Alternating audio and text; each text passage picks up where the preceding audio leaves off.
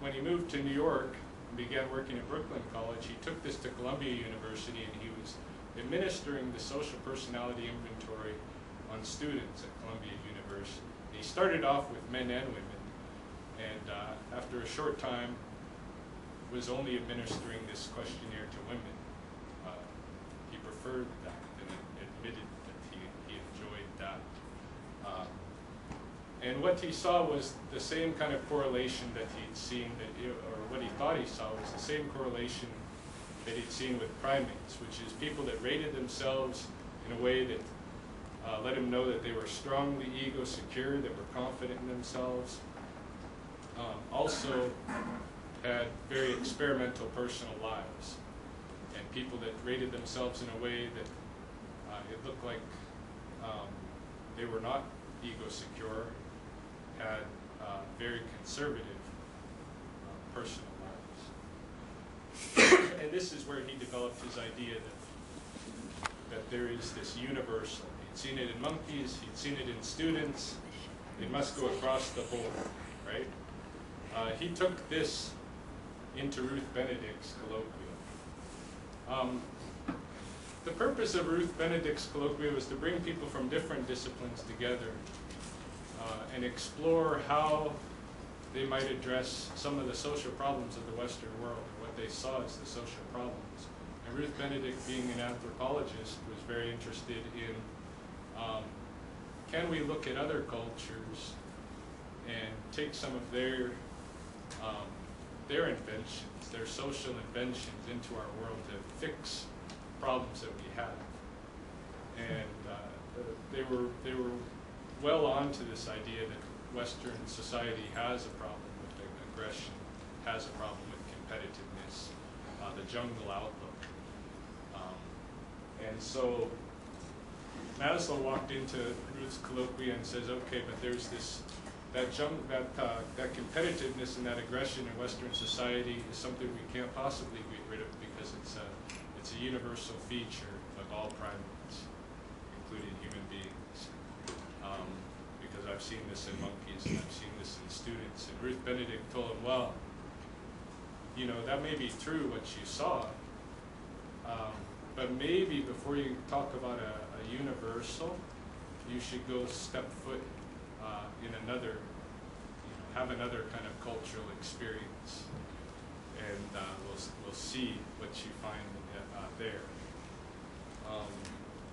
You want to talk about what was going on at the time? There's a mic on the computer podium if you want to. If you don't mind standing behind there, then you save your voice.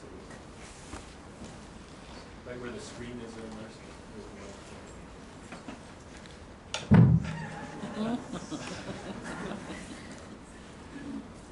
Okay. What was happening in around 1938 was the aftermath of the 3 Blackfoot reservations being downsized through government policy. A very good documentation of that is our Betrayed Wars by R.N. Wilson, which really describes in detail what was going on for some illegal votes, so that there were outside interests moving in. And it's ironic, I'm here with Dr. Chambers to talk about political ecology, and one of the papers that we're reading is those kind of interests that go back to that time. It was the who's who of the day that, and their descendants are still very much in power in southern Alberta, of a cattle industry coming in and saying that the Indians are not utilizing their land very good. Let's put it to better use by allowing these, as we call them, Inotskina, like the people that brought the Longhorns into our territory. Let's utilize that land better. But what's documented in there is a very successful farming and ranching. There was a transition that took place, that our people became very successful. They were selling their horses so that they could get money to buy their implements and so forth. It was self-sustaining. It's a very good report. And what had happened to Siksika, Bikani, and Ghana was that these lands were downsized significantly. And what Ruth Benedict wanted to do was get these researchers to come in and look at how they fared since that time, because it was very aggressive. And when you read R.N. Wilson's paper, what it is what do you call those when you sign your name, you know, to it? Because I'm a radical, I'm always using them. You're so intimidating here, I would just forget, you know, it's a part, yeah. Sorry? You mean a petition? Petition, yeah, thank you. And so you had people that were signing that, and I remember looking at my grandfather's name. Their names better appear in this, because those families whose names didn't appear agreed with the sale of the land, you know. So I remember going through that and looking for the names and so forth. But how did they do? How did they do during that time? And their works are well documented, especially Jane and Lucien Hanks at the Glenbow Museum. But we'll get into that a little bit later. Esther Goldhawks came to the Blood Reserve, and Oscar Lewis went to the Bikani. The Bikani land used to go, for those of you that are familiar with southern Alberta, their land went to Fort McLeod. That was all taken away, all the way down to the Waterton River. It was through these illegal sales. Anyways, that was what was going on, and the research was, how did they do?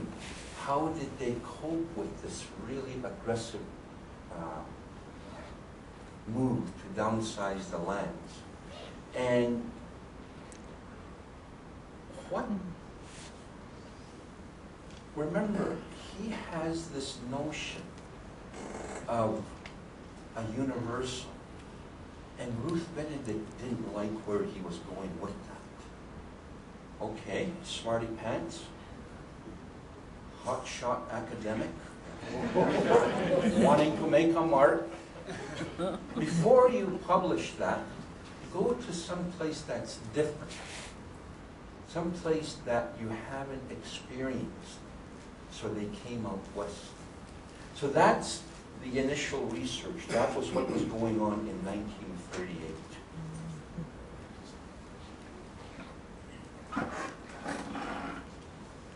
Okay, I'm going to do this.